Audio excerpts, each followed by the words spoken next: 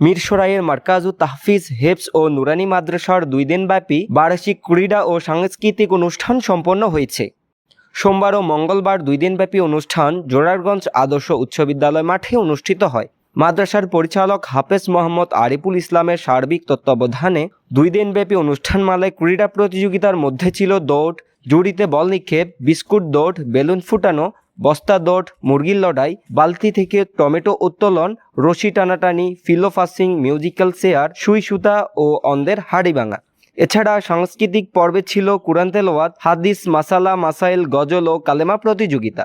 এ সময় অন্যান্যদের মধ্যে উপস্থিত ছিলেন হাফেজ মাওলানা রিফাত হোসেন, হাফেজ মাওলানা দেলোয়ার হোসেন, রবিউল আলম চৌধুরী, হাফেজ মাওলানা কারি আব্দুল মতিন, মাওলানা কামাল উদ্দিন, হাফেজ মাওলানা শাহিন আহমেদ, হাফেজ মাওলানা বেলাল, মাওলানা হুমায়ুন কবির, মাওলানা মাইনুদ্দিন, মাওলানা মামুন, মোহাম্মদ মাহিদ, হাফেজ মোহাম্মদ আসিফ, হাফেজ মোহাম্মদ শিফাত, হাফেজ মোহাম্মদ আফতাফুদ্দিন।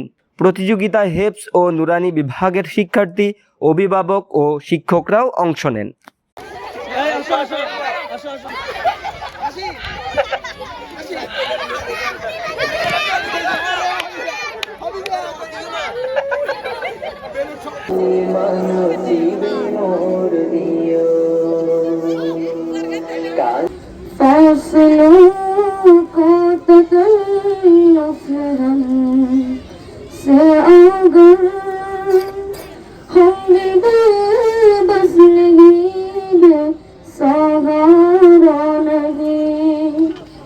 खुद उन्हीं को पुकारे हम दूर से रास्ते में अगर तो पका जाए।